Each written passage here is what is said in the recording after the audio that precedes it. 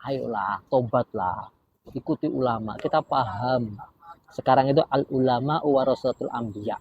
Ulama itu adalah pewaris para nabi. Artinya, kalau kita ingin mengikuti akhlak kanjeng Nabi Muhammad SAW, ayo kita ikuti ulama.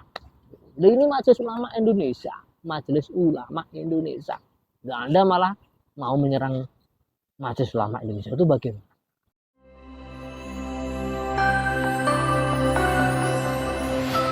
Assalamualaikum warahmatullahi wabarakatuh, sahabat Pustaka Ahyar.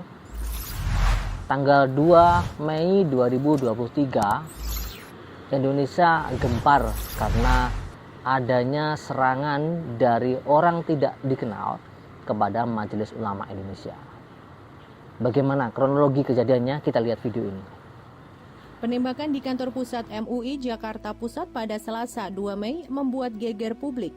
Dalam aksinya, pelaku penembakan sempat mengaku sebagai Tuhan. Atas tindakannya itu pun, MUI pun mengutuk keras aksi teror yang dilakukan oleh orang tak dikenal tersebut. Wakil Sekretaris Jenderal Majelis Ulama Indonesia Bidang Hukum dan HAM, Ihsan Abdullah, murka dengan aksi penembakan tersebut. Terlebih, pelaku sempat mengaku dirinya sebagai Tuhan. Ihsan secara tegas menyebut MUI mengutuk keras tindakan teror tersebut. Penembakan dilakukan di halaman depan kantor MUI. Ada beberapa kaca pecah, ada korban dari pihak MUI yang sudah dibawa ke rumah sakit. Pihaknya mengutuk teror yang dilakukan pelaku yang mengaku dirinya sebagai Tuhan. Ia menyebut atas kejadian penembakan itu terdapat beberapa korban mengalami luka. 3 orang yang terluka diantaranya adalah security, front office, dan 1 orang staff.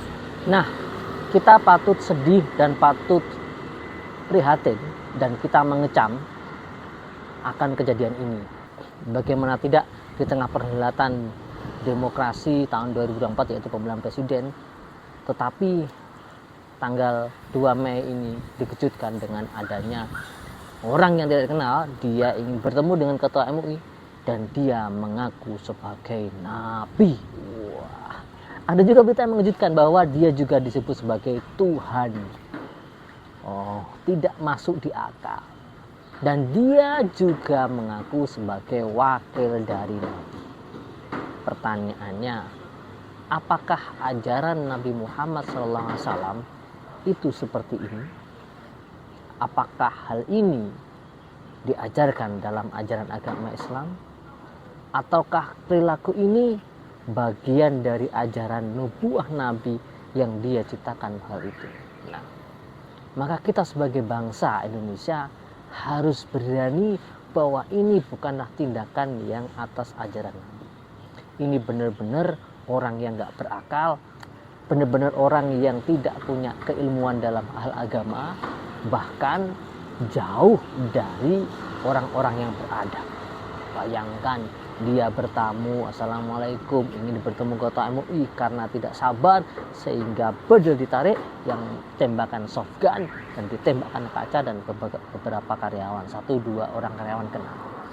Yang menarik dari kisah ini adalah tewas atau mudar, basa Jawa nih.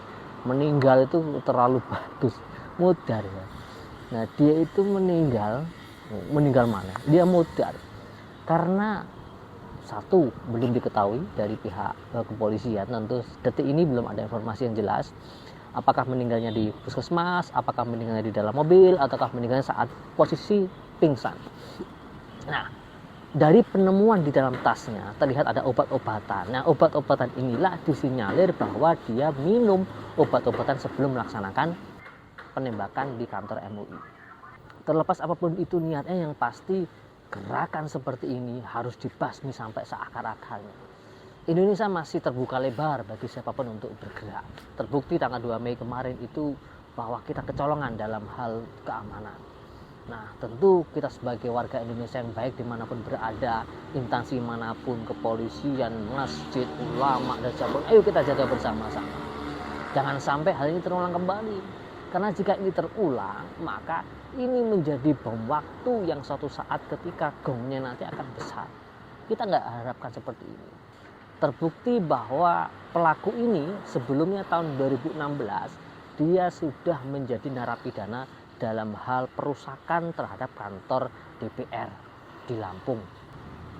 Hal ini terulang kembali tahun 2023. 2016 ke 2023 itu adalah 7 tahun. Berarti dalam rangka 7 tahun ini terbukti binaan di penjara itu belum bisa menobatkan atau membuat dia jera, membuat dia tobat dari ajaran radikalisme ini. Dia mengaku sebagai nabi, dia juga mengirim surat bahwa saya adalah utusan nabi, Anda harus mengakui bahwa saya itu nabi Tuhan di tahun 2023. Kita paham bahwa nabi itu adalah yang terakhir adalah Nabi Muhammad SAW, nabi akhirul zaman, khotamul anbiya. Nggak ada nabi setelah kanjeng Nabi Muhammad SAW. Ada beberapa orang yang mengaku nabi tapi tidak sejauh ini beringasnya bahwa harus diakui, bahkan kalau nggak diakui ya akan melakukan kekerasan. Ayo kita bersama-sama menjaga keluarga kita, menjaga sanak famili kita, menjaga tetangga kita, menjaga komunitas kita dari ajaran-ajaran radikalisme, dari ajaran-ajaran intoleran. Karena kita paham melihat beberapa tahun yang lalu, sebelum tahun 2020 terjadi bom di Surabaya, kemudian di beberapa gereja, kemudian di tempat-tempat kepolisian dan sebagainya. Tentu itu adalah serangan-serangan yang arahnya adalah ingin mengobrak-abrik ketentraman dan kenyamanan yang ada di Indonesia. Nah, kita paham negara Indonesia negara yang kaya raya, negara yang luar biasa demokrasinya. Jangan sampai negara yang kita cintai ini, yang damai, sentosa, gemah, lipah, rojinawi, dicederai oleh orang-orang atau oknum-oknum yang mengatasnamakan agama dengan dalih agama merusak NKRI. Kemarin baru satu yang tertangkap, itu pun dia meninggal di tempat. Kemungkinan dia meminum obat-obatan yang sudah diminum sebelum kejadian tersebut, sehingga ketika ditanya KAIM ketemu MUI dan lama jawabannya, dan lama mungkin karena efek itu bisa pingsan dan kemudian meninggal, maka langsung ditembak dar shotgun sendiri. Nah, patut kita waspada dan patut kita prihatin juga masih merebaknya paham-paham radikalisme, paham-paham intoleransi, sehingga dengan dalih agama dia seolah utusan nabi, dia seolah utusan Tuhan dikirim ke bumi untuk menyatukan seluruh umat. Ini bagus, menyatukan umat manusia itu bagus. Tapi bukan seperti ini jalan solusinya. Lebih-lebih bagaimana kalau bisa bertemu dengan ketua MUI, bisa banyak. Dan kita ucapkan terima kasih banyak kepada kepolisian yang telah bertindak cepat untuk mengantisipasi hal ini. Dan kita berharap hal ini tidak terulang kembali. Ketemu akar-akarnya, ketemu sampai hulu hilirnya. Gerakan-gerakan yang tidak percaya kepada ulama, gerakan yang tidak percaya kepada negara Republik Indonesia, ini harus dihabiskan. Karena kalau benih-benih ini masih ada, maka intoleransi, radikalisme, kekerasan itu akan terulang kembali. Maka ayo bersama-sama kita menciptakan kerukunan kedamaian antar umat beragama. Ayo kita kawal bersama bahwa paham seperti ini masih merajalela di sekitar kita. Entah nanti ada lagi mengaku nabi, mengaku malaikat kah, mengaku dunia Tuhan kah dan sebagainya.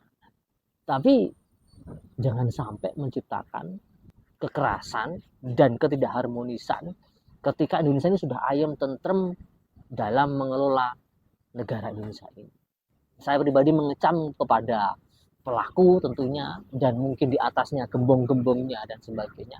Jika ada itu pengikutnya ataupun ajarannya, kami pribadi mengutuk kejadian ini, bahwa kejadian ini menyayat hati kita, menyayat negara Republik Indonesia yang sejatinya sudah ayem tentrem, tetapi dengan adanya kejadian tanggal 2 Mei itu tepatan dengan Hari Pendidikan, kita turut prihatin dan menyesalkan adanya oknum yang berusaha menyerang di kantor MUI.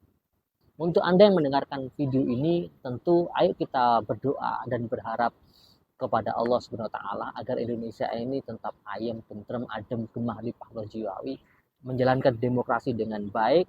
Dan bagi ente-ente semuanya mengaku atas nama Tuhan, mengaku atas nama Nabi, mungkin kamu adalah utusan Tuhan dan sebagainya, ayolah, tobatlah, ikuti ulama. Kita paham sekarang itu al ulama warasatul anbiya, ulama itu adalah pewaris para nabi. Artinya Kalau kita ingin mengikuti akhlak Kanjeng Nabi Muhammad SAW, ayo kita ikuti ulama.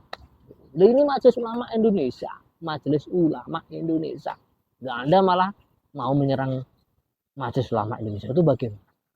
Kan kebalik toh. Jadi hati-hati terhadap upaya pencucian otak yang ada di beberapa kelompok-kelompok yang masih dianggap radikalisme, yang masih dianggap dia itu ingin menjadi sosok yang pahlawan kesiangan. Dia datang kemudian bunuh diri, kemudian dia mengaku terhadap dirinya bahwa dia seorang utusan Tuhan, dia seorang nabi. Ini yang tidak masuk di akal ya. Jadi adanya Nabi Adam, Idris, Nuh, Soleh, Ibrahim sampai Kanjeng Nabi Muhammad SAW itu adalah benar-benar utusan dari Allah, yang mana li utami makarimal akhlak, yang mana Nabi diutus ke bumi untuk menyempurnakan akhlak, untuk menjadi tauladan bagi umat manusia yang lain, untuk menjadi contoh tauladan bagi umat yang lain, yaitu bagaimana menjadi manusia yang baik, yang bagus, yang bisa dicontoh oleh orang lain. Uswatun hasanah, suri tauladan yang baik, bukan suri tauladan yang tidak baik. Kalau Anda mengaku nabi, ya salah kaprah, ajaran dari mana? Jadi ayo sahabat kita kayar, dimanapun berada, kita bersama-sama waspada dan tetap kita melihat kanan kiri kita, adakah gerakan-gerakan yang tidak baik, adakah gerakan-gerakan yang intoleran, ataupun majelis-majelis yang berusaha untuk melawan pemerintah atau melawan ulama. Ini yang harus kita patut selidiki, dan tentu kita berharap pihak yang berwajib mampu menyelesaikan kejadian ini seakar-akarnya dan sedalam-dalamnya, sehingga apapun yang temuan yang terjadi nanti memberikan pencerahan terhadap problematika yang terjadi saat ini.